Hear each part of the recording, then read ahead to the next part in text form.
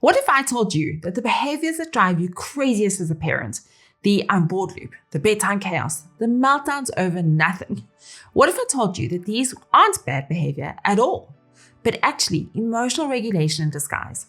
And once you see that, you'll start parenting completely differently. I'm Taryn, an occupational therapist and a mom to a daughter with ADHD. I've worked with thousands of families and kids with ADHD, and I've lived this in my own home too. I know how overwhelming it feels, and I also know how much calmer it gets once you understand what's really going on.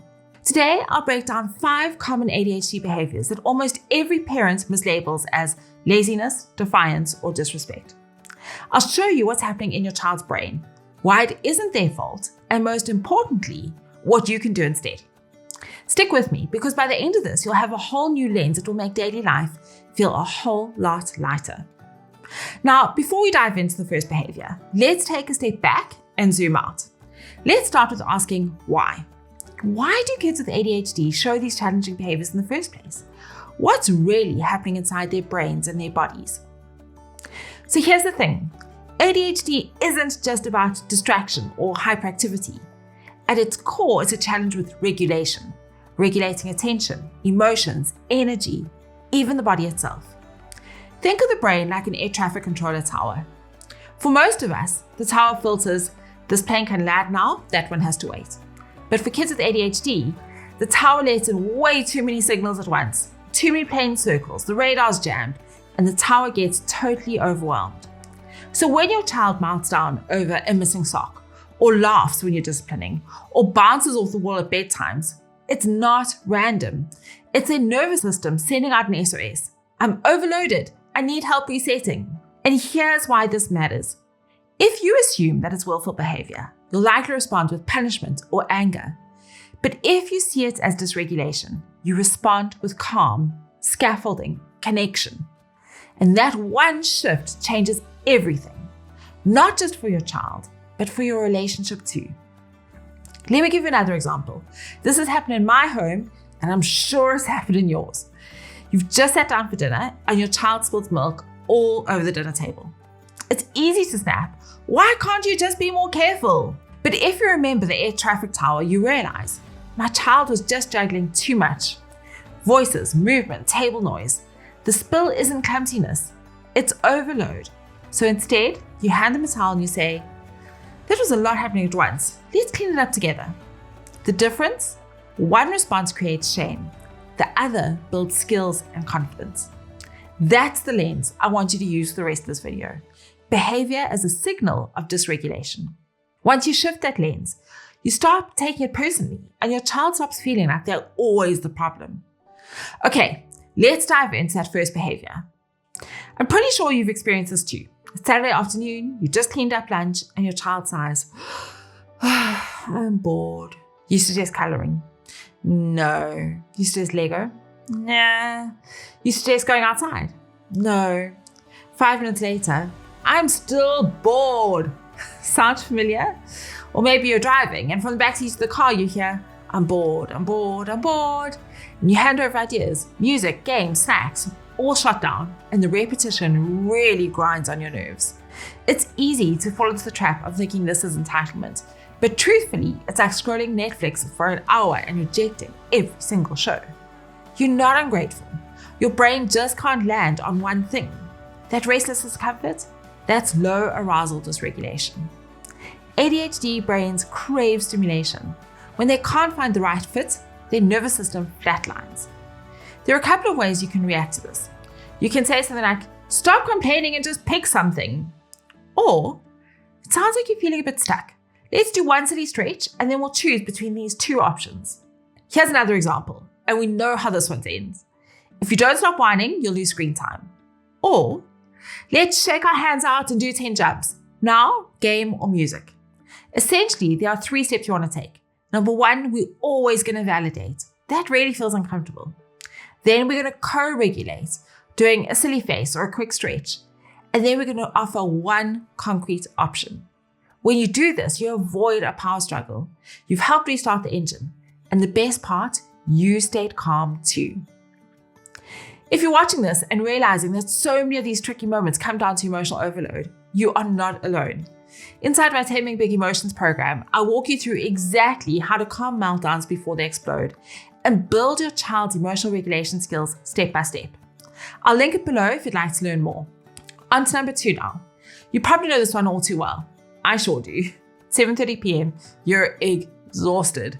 Bedtime's lined up, and suddenly your child's bouncing off the couch, giggling, running circles, and you think, why can you not just go to bed? Or maybe you've got the toothbrush ready, but instead of brushing, your child is dangling off the bathroom counter, singing at the top of their lungs. When this happens, and it often does, it's easy to think they're being rebellious. But I want you to think of it this way. Imagine taking a bottle of soda and shaking it all day.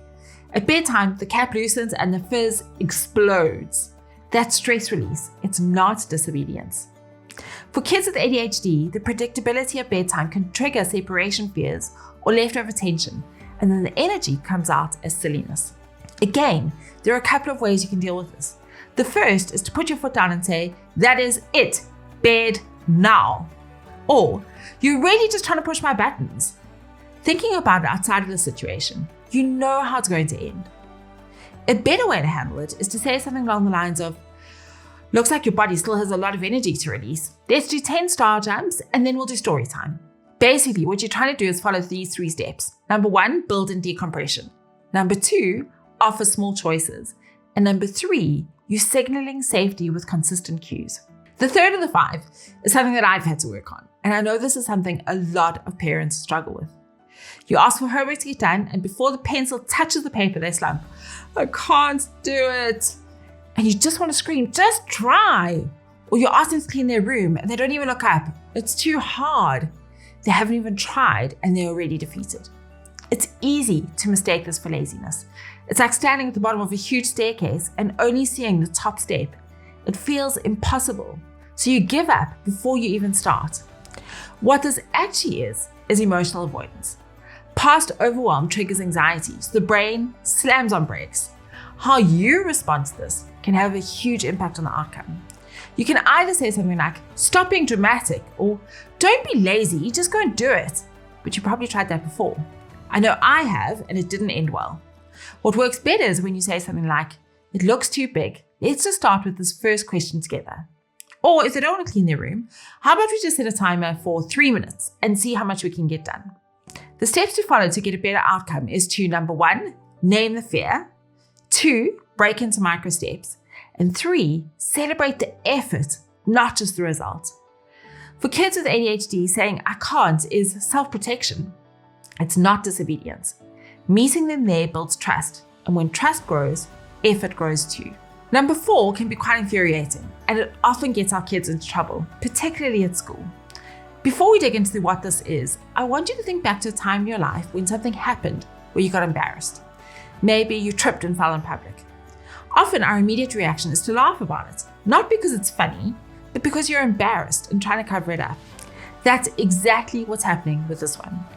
Maybe you're telling them to apologize to a sibling, and instead of saying sorry, they giggle, and your blood just boils because it feels so disrespectful. Or you get called into school because they've broken a rule. You sit for a serious talk, you're stern, and suddenly they start laughing. It's not disrespect, it's overload. Laughter is a reflex to cope with shame or fear. It's easy to escalate it by saying, wipe that smile off your face. Or, you think this is funny? Then you can forget about TV tonight. The better way to handle a situation like this is, I see you laughing. This feels uncomfortable. Let's pause and we'll talk later. Or, it looks like your body's overwhelmed. Let's take a break and finish this conversation in 10 minutes. What you want to do when something like this happens is, number 1, we're going to de-escalate. We're going to revisit when calm, and then we're going to hold the boundary without shaming. When you see the laugh as protection, you keep authority and trust. You send the message, I am still in charge, but I'm not against you. This is one of the hardest things to handle as a parent, and it's something I go deep into inside Taming Big Emotions. How to stay calm, hold the boundary, and guide your child through those tricky emotional reflexes without shaming or yelling. It's where so many breakthroughs start happening at home.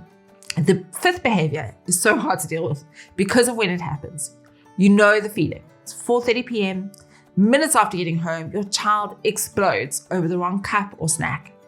Or maybe they hold it together the whole day at school, but the moment you pick them up, they collapse in tears over nothing. The dam finally breaks. It's so easy to overreact when this happens, but when you understand why this happens, it's easier to deal with. I want you to imagine something for a moment. Picture yourself swimming underwater while holding your breath. You've been submerged all morning, and when you finally reach the surface, you gasp and cough for air. It's messy, but it's necessary. That's your child after a school day of masking. They spent all day regulating, focusing, and keeping it all together. And by the time you pick them up, their tank is empty. That is what is called after-school restraint collapse, and the smallest thing pushes them over the edge. When this happens, avoid launching straight into homework or chores. Their nervous system is already in the red. Rather say something like, your body's telling me that you're done. Let's grab a snack and have some quiet time first. It's important to view the meltdown as release. It's not rebellion. When you expect collapse and provide recovery, it's easier to normalize the behavior. See meltdowns as signals, not battles. Bring peace back into your home. And help your child feel safe enough to recharge for tomorrow. Here's the twist though. None of these mean your child is spoiled or seeking attention. They're just dysregulated. And what they need most is your help regulating, not harsher discipline. Imagine mornings without panic. Imagine afternoons where meltdowns don't scare you because you know they're release valves. Imagine bedtime as connection, not conflict. Most of all, imagine your child starting to believe, I can regulate, I'm safe, I'm not broken. Once you start seeing these behaviors what they really are, not defiance, but dysregulation, everything changes. But these patterns don't just appear out of nowhere. They start years earlier, in small moments that most parents overlook. Watch this video next and I'll show you the 5 early signs of ADHD most parents miss, so you can recognize what's really going on long before the frustration takes over.